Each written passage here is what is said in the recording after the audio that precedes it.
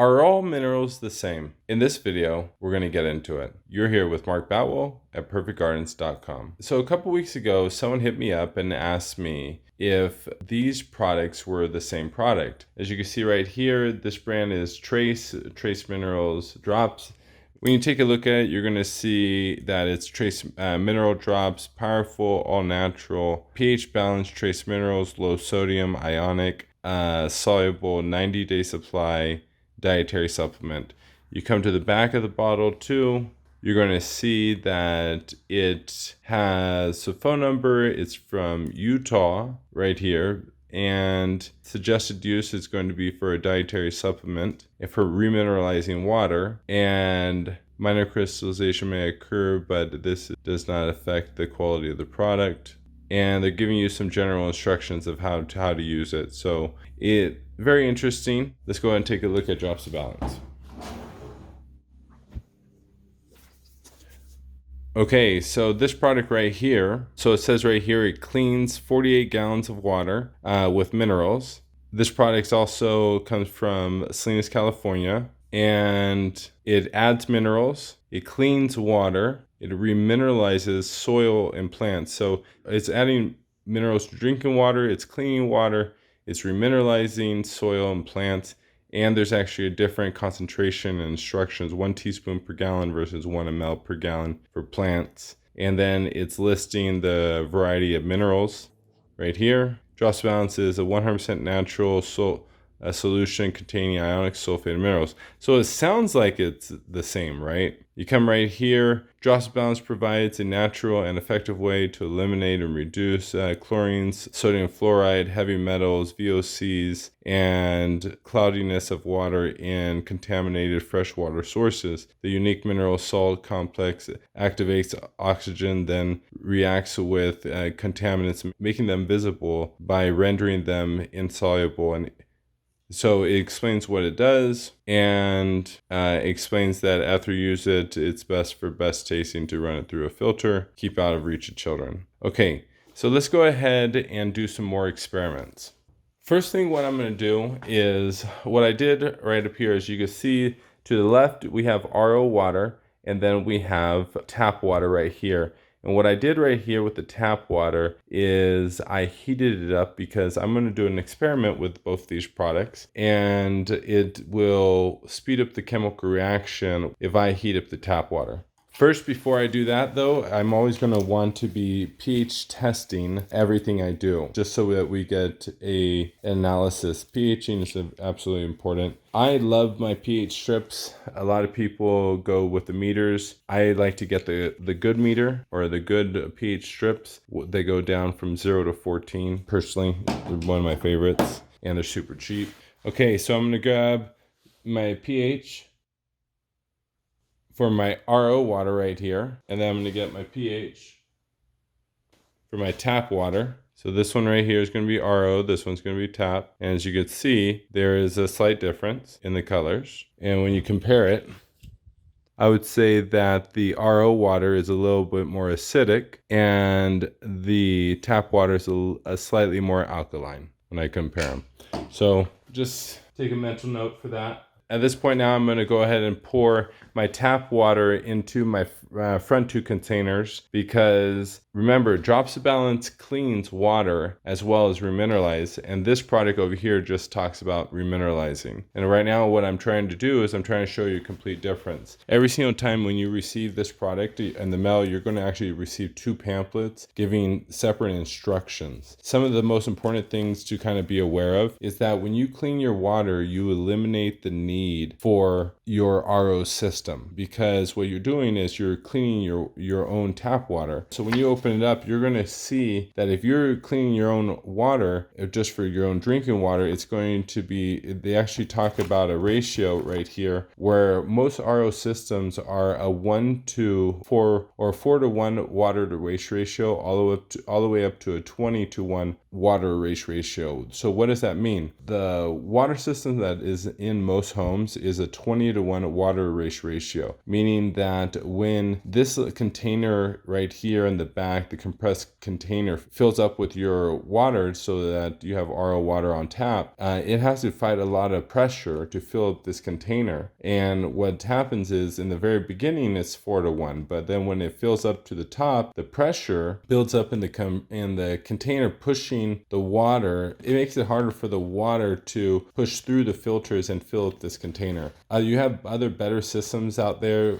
for like the hydroponic industry. They can get all the way from a 1-to-1 ratio, maybe even a 2-to-1 ratio, maybe close to even a 1-to-1 ratio, but you have to stay on top of cleaning your filters. So when you eliminate this process, what you're doing is you're instantly saving water, because a 4-to-1 ratio means the 4 gallons of water have to go through the filter before it produces 1 RO gallon of water. If it's a 20-to-1 ratio, 20 gallons of water have to go through the system before it produces 1 gallon of RO water. So when you eliminate the need to strip all of the bad chemicals out of the water, because drops of balance reverts them back to sulfate of minerals, what's happening is that you're saving thousands and thousands of gallons of water through your entire system. And water is becoming a very valuable resource and is becoming quite expensive. So just to be aware of that, that's one benefit right here. Then that's for drinking water, but it still does the same thing for your plants. And for your plants, as you can see, the big difference is that for drops of balance for your drinking water, you'll be using it at 4 mLs per gallon to clean your tap water for drinking water. But for your plants, it's much more sensitive, so you'll be using 1 ml per gallon. So let's say the 32-ounce bottle is good for 1,000 gallons. 2-ounce bottle is good for 60 gallons of water for cleaning,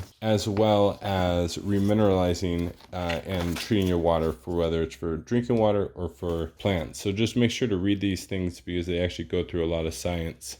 Okay, so at this point I have filled up the containers with the hot water, and now I am going to be adding in some drops of balance into the container to the left right here, and then I'll be adding in some trace minerals. I'm going to put the same amount in. I'm actually going to be putting in more than what is recommended, just to speed up the chemical reaction so you can see the end results. Pay attention to this experiment down here, because the water actually gets cloudy and then things begin to settle out to the bottom on the container to the left, while we'll see what ends up happening to the trace mineral product over here. Next, I'm going to go ahead and pour out drops of balance over to the left right here, and we're going to go ahead and get the pH of drops of balance, and then we're also going to pour out the trace mineral drops, and we'll end up getting the pH of that product as well. Okay, so one of the things I'm noticing as I'm pouring this out, you can kind of just see it. It just comes out like a syrup. It's very interesting. It doesn't come out as a liquid.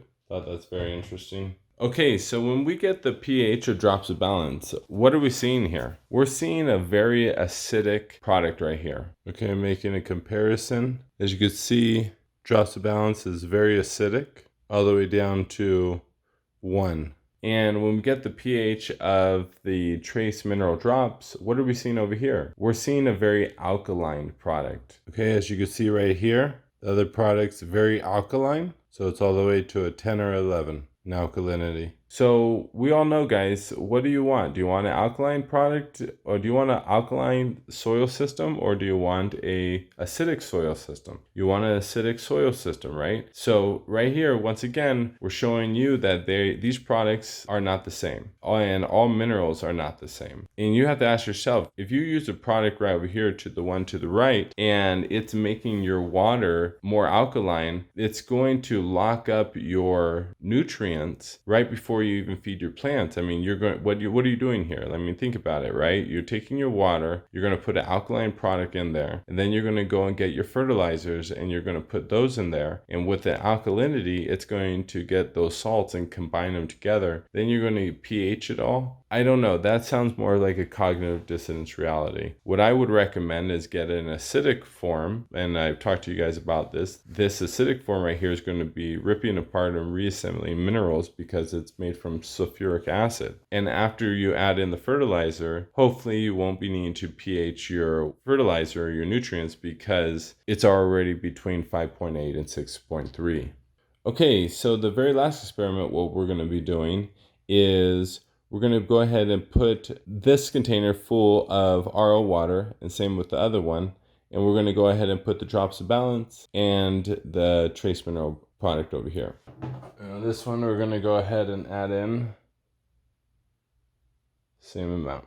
Okay, so let's go ahead and get the pH of the RO water after adding drops of balance. It's coming up more on the 3 acidic form after adding the other trace minerals. It's coming up more on the alkaline side. Once again, what are we seeing, right? We're seeing acidic versus alkaline. You as a grower have to decide, do you want to put a product in there that's going to make your growing environment alkaline? I personally wouldn't recommend it. There's no thought process I can imagine to make your water alkaline before feeding your plants. So what do they look like? Well, they both look fairly the same, except that drops of balance looks a little bit more like it has more watery substance in this, and then the other product looks like it's more of like a syrupy substance, which makes sense. Alkaline products are more like that. The next part right here is what do they taste like? Drops of balance tastes more like lemon. The other one tastes more like sea salt, like if you tasted sea salt in an ocean. The pH differences, one's acidic, one's alkaline. When you add it into RO water, obviously it gets a little more alkaline. On the RO water, it gets a little more acidic. So there could be pros and cons on that. Who knows? At the end of the day, though, same situation is I'm more on the acidic side. Most people are normally dealing with pH being too alkaline than acidic. But at the end of the day, I'm not trying to be biased here. And then last but not least, you've been watching the product in tap water. So you can see right here, the one to the left has been getting cloudy, and the one to the right has stayed clear. We're going to go ahead and speed up the video, and I'll show you what the product looks like in the next hour.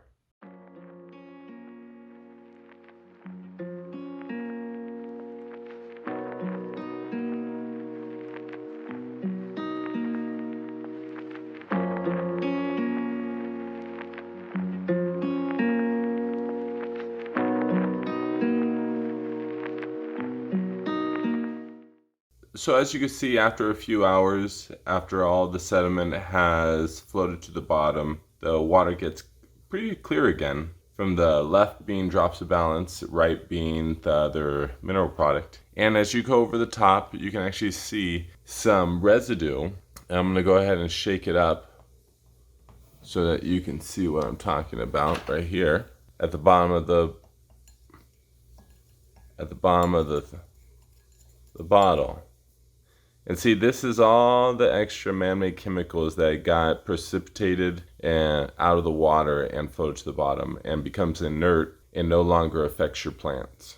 Versus the other side, all that shit's still in your water and you probably have a higher alkaline product. So as you can see, not all minerals are made the same. I hope this video was helpful. Please give me a thumbs up, like, share, and subscribe. Have a great grow, everyone.